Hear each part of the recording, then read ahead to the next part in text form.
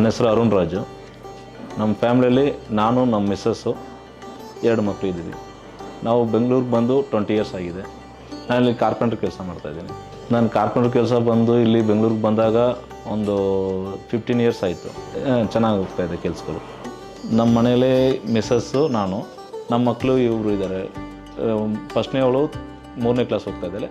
ಸೆಕೆಂಡ್ನೇ ಅವಳು LKG ಇಂದ UKG ಹೋಗ್ತಾ ಇದ್ದಾಳೆ. ನಾನು ಫಸ್ಟ್ ಬಂದಾಗ ನಾನು ಇಲ್ಲಿ ಬೇರೆ ಏರಿಯಾದಲ್ಲಿದ್ದೆ. ಪಕ್ಕದಲ್ಲಿ ಒಂದು 5 ಇಯರ್ಸ್ ರೆಂಟೆಡ್ ಹೌಸಲ್ಲಿದ್ದೆ. ಇದು ನಾನು ಬಾಡಿಗೆ ಮನೇಲಿರುವಾಗ ಆ ಥರ ಪ್ರಾಬ್ಲಮ್ಗಳು ಫೇಸ್ ಮಾಡಿಕೊಂಡು ನಮ್ಮ ಮನೇಲಿ ಇಲ್ಲ ಅಂತ ಒಂದು ಪ್ರಾಬ್ಲಮ್ ಇತ್ತು. ಇವಾಗ ಮನೆ ಕಟ್ಟಿದ ಮೇಲೆ ನಾವು ಆರಾಮಾಗಿದ್ದೀವಿ ಸರ್. ನನಗೆ ರೆಂಟೆಡ್ ಹೌಸಲ್ಲಿರುವಾಗ ಸ್ವಲ್ಪ ಅದೇ ನಾವು ಗಾಡಿ ಪಾರ್ಕ್ ಮಾಡೋಕ್ಕೆ ಜಾಗ ಇರಲ್ಲ, ಆ ಥರ ತೊಂದರೆಗಳಿತ್ತು ಸರ್. ಎಲ್ಲರಿಗೂ ಆಸೆ ಇರುತ್ತೆ ಮನೆ ಕಟ್ಟಬೇಕಂತ. ಆದರೆ ಅವರು ಕೆಲಸ ಯಾವ ಥರ ಇರುತ್ತೋ ಅವ್ರವ್ರಿಗೂ ಬಿಟ್ಟಿದ್ದು. ಬಟ್ ನಾವು ಕೆಲಸ ಮಾಡಿದ್ದಕ್ಕೆ ಮನೆ ಕಟ್ಟಬೇಕು ಅಂತ ಎಲ್ಲ ಆಸೆ ಇರುತ್ತಲ್ಲ, ಮಾಡಬೇಕು ಸರ್, ಎಲ್ಲರೂ ಮಾಡಬೇಕು. ಕೋವಿಡ್ ಟೈಮಲ್ಲಿ ನಾನು ಇಲ್ಲಿ ಬೆಂಗಳೂರಲ್ಲಿ ಇರೋಕ್ಕಾಗಿಲ್ಲ ಅಂತ ಊರಿಗೆ ಹೋಗಿದ್ದೆ. ಯಾಕಂದರೆ ನಾವು ಇಲ್ಲಿದ್ದರೆ ಬಾಡಿಗೆ ಕಟ್ಟಬೇಕು, ಮತ್ತು ಕರೆಂಟ್ ಬಿಲ್ಲಿಂದ ಹಿಡಿದು ಎಲ್ಲನೂ ಕಟ್ಟಬೇಕು. ಅದಕ್ಕೆ ನಾನು ಸ್ವಂತ ಊರು, ನಮ್ಮದು ಬೇರೆ ಊರಿದೆ ತಮಿಳ್ನಾಡಲ್ಲಿ, ನಾನು ಅಲ್ಲಿ ಹೋಗಿದ್ದೆ. ಹೋಗ್ಬಿಟ್ಟು ಒನ್ ಇಯರ್ ನಾವು ಅಲ್ಲಿ ಇದು ಮಾಡಿದೆ. ಮತ್ತೆ ಬಂದಾಗ ಮತ್ತೆ ಕೋವಿಡ್ ಸ್ಟಾರ್ಟ್ ಆಯಿತು. ಮತ್ತೆ ತಿರ್ಗಾ ಅದೇ ಥರ ಆಯಿತು. ಕೆಲಸ ಸ್ವಲ್ಪ ತೊಂದರೆ ಆಗಿತ್ತು. ಆವಾಗ ನಾವು ಮನೆ ಕಟ್ಟಿದ್ರೆ ನಮ್ಗೆ ಚೆನ್ನಾಗಿರುತ್ತೆ ಅಂತ ಹೇಳಿ ಮನೆ ಕಟ್ಟಿದ್ವಿ. ಫಸ್ಟು ಮನೆ ಸೈಟ್ ತೊಗೊಂಡು ಮನೆ ಕಟ್ಟುವಾಗ ನಾನು ಪ್ಲ್ಯಾನ್ ಮಾಡ್ಕೊಂಡಿದ್ದೆ. ಇಲ್ಲಿ ನಮ್ಮ ಹೋಮ್ ಫಸ್ಟ್ಗೆ ಹೋಗಿದಾಗ ಒಂದು 2-3 ಡೇಸಲ್ಲಿ ನನಗೆ ಕೆಲಸ ರೆಡಿ ಆಯಿತು. ಬ್ಯಾಂಕಿಂದ ಲೋನ್ಸ್ ಬೇಗ ಸಿಕ್ತು. ಆವಾಗ ನನಗೆ ಅವರು ಅಲ್ಲಿರೋ ಎಂಪ್ಲಾಯಿ ಹೇಳಿದ್ರು, ಈ ಥರ ಗ್ರೀನ್ ಹೋಮ್ಸ್ ಮಾಡಿ, ಆದ್ದರಿಂದ ನಿಮ್ಮ ಫ್ಯೂಚರ್ ಎಲ್ಲ ಅವರೇ ಐಡಿಯಾ ಕೊಡ್ತಾರೆ, ಈ ಥರ ಚೆನ್ನಾಗಿ ಒಂದು ಡಿಸೈನ್ಸ್ ಎಲ್ಲ ಅವ್ರು ಕೊಡ್ತಾರೆ ಅಂತ ಹೇಳಿದ್ರು. ನನಗೆ ಕಟ್ಟುವಾಗ ನನಗೆ ಅವರಿಂದ ಸಪೋರ್ಟು ಸಿಕ್ತು. ಈ ಥರ ಮಾಡಬೇಕು ಅಂತ ಹೇಳಿದ್ರು.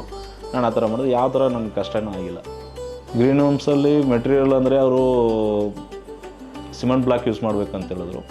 ಮತ್ತು ಮನೆ ಕಟ್ಟುವಾಗ ಸಜಾಸು ಔಟ್ಸೈಡಲ್ಲಿ 1.5 ಅಡಿ ಬರಬೇಕಂದ್ರು. ಮತ್ತು ವಾಟ್ರದ್ದು ಟ್ಯಾಪು, ಮತ್ತು ನೀರ್ದು, ಮತ್ತು ಮೇಲ್ಗಡೆ ರೂಪಲ್ಲಿ ಪೇಂಟಿಂಗು ಎಲ್ಲ ಯಾವ ಥರ ಮಾಡಬೇಕಂತ ಹೇಳ್ಕೊಟ್ರು. ಆ ಥರನೇ ಮಾಡಿಸ್ಕೊಂಡೆ ಸರ್. ಅದರಿಂದ ನನಗೆ ಜಾಸ್ತಿ ಖರ್ಚು ಆಗಿಲ್ಲ. ನನಗೆ ಎಫೆಕ್ಟ್ ಕಮ್ಮಿನೇ ಆಯಿತು. ಅವರು ಹೇಳಿದ್ರು, ಈ ಥರ ಮಾಡಿದ್ರೆ ನಿಮಗೆ ಈ ಥರ ಉಳಿತಾಯ ಆಗುತ್ತೆ, ಕರೆಂಟ್ ಬಿಲ್ ಕಮ್ಮಿ ಬರುತ್ತೆ, ವಾಟರ್ ಬಿಲ್ ಕಮ್ಮಿ ಬರುತ್ತೆ ಅಂತ ಹೇಳಿದ್ರು. ಅದಕ್ಕೋಸ್ಕರ ನಾನು ಅವ್ರಿಗೆ ಹೇಳೋದು ನಮಗೂ ಚೆನ್ನಾಗಿರುತ್ತೆ ಅಂತ ಹೇಳಿ ಅದನ್ನೇ ತೊಗೊಂಡಿದ್ದೆ. ಸ್ವಲ್ಪ ಕಾಸ್ಟ್ ಜಾಸ್ತಿ ಇದ್ರೂ ಕಮ್ಮಿ ಇದ್ರೂ ನಾನು ನೋಡೋಕೆ ಹೋಗಿಲ್ಲ. ಅದನ್ನು ಹಾಕ್ಕೊಂಡಿದ್ದೆ. ನನ್ನ ಕರೆಂಟ್ ಬಿಲ್ ಕಮ್ಮಿ ಬರ್ತಾಯಿದೆ, ವಾಟರ್ ಬಿಲ್ ಕಮ್ಮಿ ಬರ್ತಾಯಿದೆ. ಅದರಿಂದ ನನಗೆ ತುಂಬ ಚೆನ್ನಾಗಿದೆ. 15 ಇಯರ್ಸಿಂದ ಇಲ್ಲಿ ಬಂದು ಒಂದು ಸೈಟ್ ತೊಗೋಬೇಕು ಅಂತಿದ್ದೆ. ಆಮೇಲೆ ಇಲ್ಲಿ ನಮಗೆ ಸೈಟ್ ಸಿಕ್ತು, ತೊಗೊಂಡಿದ್ದೆ. ನಮ್ಮ ಅಪ್ಪ ಅಮ್ಮ ಇರುವಾಗ ತೊಗೊಂಡಿದ್ದು. ನನ್ನ ಫ್ರೆಂಡೇ ಹೇಳಿದ್ರು ನನಗೆ. ನಾನು ಕೆಲ್ಸಕ್ಕೆ ಹೋಗ್ತಾಯಿದ್ದೆ. ಕೆಲಸದಲ್ಲಿ ನನಗೆ ಈ ಥರ ಹೋಮ್ ಲೋನ್ ಸಿಗ್ತಾ ಇಲ್ಲ ಅಂತ ಹೇಳಿದ್ದಕ್ಕೆ ನಮ್ಮ ಫ್ರೆಂಡು ಹೇಳಿದ್ರು, ಈ ಥರ ಲೋನ್ ನಾವು ಮಾಡ್ಕೊಡ್ತೀವಿ ನಮ್ಮ ಫ್ರೆಂಡ್ ಕಡೆಯಿಂದ ಅಂತ ಹೇಳಿದ್ರು, ಅವ್ರ ಫ್ರೆಂಡಿಂದ. ಆಯಿತು, ನನಗೆ ಇದು ಮಾಡಿಕೊಡಿ ಅಂತ ಹೇಳಿದೆ. ನಾನು ಒಂದು 3-4 ಬ್ಯಾಂಕ್ ವಿಚಾರಿಸಿದೆ. ಯಾಕಂದರೆ ನಾನು ಅದೇ ಫೀಲ್ಡಲ್ಲಿ ಕೆಲಸ ಮಾಡ್ತಾಯಿದ್ದೀನಿ. ಕಾರ್ಪೆಂಟ್ರು ಮೇಂಟೆನೆನ್ಸ್ ಕೆಲಸ ಬ್ಯಾಂಕ್ಗಳೇ ಮಾಡ್ತಾಯಿದ್ದೀವಿ. ಅದರಿಂದ ನಾನು ಬ್ಯಾಂಕಲ್ಲಿ ಟ್ರೈ ಮಾಡಿದಾಗ ನನಗೆ ಸ್ವಲ್ಪ ಲೇಟ್ ಆಗುತ್ತೆ ಅಂತ ಹೇಳಿದ್ರು. ಆ ಟೈಮಲ್ಲಿ ಈ ಖಾತಾ ಅಂತ ಹೇಳಿದ್ರು. ಅದರಿಂದ ನನಗೆ ಸಿಕ್ಕಿಲ್ಲ. ಆ ಥರ ಲೋನು ಬೇರೆ ಬ್ಯಾಂಕಲ್ಲಿ ಸಿಕ್ಕಿಲ್ಲ ಅಂತ ಹೇಳಿದ್ದಕ್ಕೆ ನಮ್ಮ ಫ್ರೆಂಡ್ ಹತ್ರ ಕೇಳಿದ್ದಕ್ಕೆ ನಾನು ಇಲ್ಲಿ ಮಾಡಿಕೊಡ್ತೀನಿ, ಬೇಗ ಆಗುತ್ತೆ ಅಂತ ಹೇಳಿದ್ರು. ಅದರಿಂದ ನಾನು ಹೋಗಿ ಅಲ್ಲಿ ಅಪ್ಲೈ ಮಾಡಿದೆ. ಅಪ್ಲೈ ಮಾಡಿ 2-3 ದಿನದಲ್ಲಿ ನನಗೆ ಲೋನ್ ಪ್ರಾಸೆಸ್ ಮಾಡಿದ್ರು. 6 ಡೇಸ್ ಒಳಗಡೆ ನನಗೆ ಅಮೌಂಟ್ ಕ್ರೆಡಿಟ್ ಆಯಿತು ಅಕೌಂಟಿಗೆ. ಬೇಗನೆ ಕೆಲಸ ಸ್ಟಾರ್ಟ್ ಮಾಡೋಕ್ಕೆ ಈಸಿಯಾಗಿತ್ತು. ಪ್ರತಿಯೊಂದು ಅಮೌಂಟು ನನಗೆ ಇನ್ ಟೈಮ್ಗೆ ಬಂದಿತ್ತು ಅಮೌಂಟ್. ಅವ್ರು ಏನೂ ಲೇಟ್ ಮಾಡಿಲ್ಲ. ಬಟ್ ನನ್ನ ಕೆಲಸನೂ ಬೇಗ ಮುಗೀತು ಅದರಿಂದ. ಸರ್, ನಾನು ಪ್ಲ್ಯಾನ್ ಮಾಡಿದ್ದು 1 ಫ್ಲೋರ್ ಕಟ್ಟೋಣ ಅಂತ ಮನೆ. ನನ್ನ ಕೈಯಲ್ಲಿ ಅಮೌಂಟು ಸ್ವಲ್ಪ ಶಾರ್ಟೇಜ್ ಬಂದಿದ್ದಕ್ಕೆ ಲೋನ್ ತೊಗೊಳ್ಳೋಣ ಆಪ್ಷನ್ಗೆ ಹೋಗಿದೆ.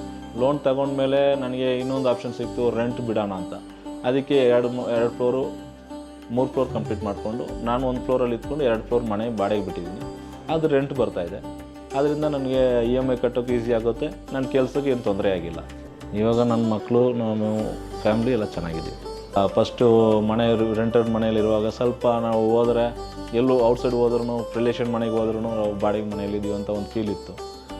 ಆವಾಗ ನಾವು ಬಾಡಿಗೆ ಮನೆಯಿಂದ ಸ್ವಂತ ಮನೆ ಕಟ್ಟಿದ ಮೇಲೆ ನಮಗೆ ಸ್ವಲ್ಪ ಎಲ್ಲ ಚೆನ್ನಾಗಿ ನೋಡೋರು. ಇವಾಗ ಎಲ್ಲರೂ ಫೋನ್ ಮಾಡೋದ್ರಿಂದ ಎಲ್ಲರೂ ನಮಗೆ ಇದು ಮಾಡ್ತಾರೆ, ಹೆಲ್ಪ್ ಮಾಡ್ತಾರೆ. ಇವಾಗ ಫೋನ್ ಮಾಡೋರು ನಮಗೆ ರೆಸ್ಪಾನ್ಸ್ ಮಾಡ್ತಾರೆ. ಫಸ್ಟೆಲ್ಲ ಸ್ವಲ್ಪ ರೆಸ್ಪಾನ್ಸ್ ಕಮ್ಮಿ ಇತ್ತು.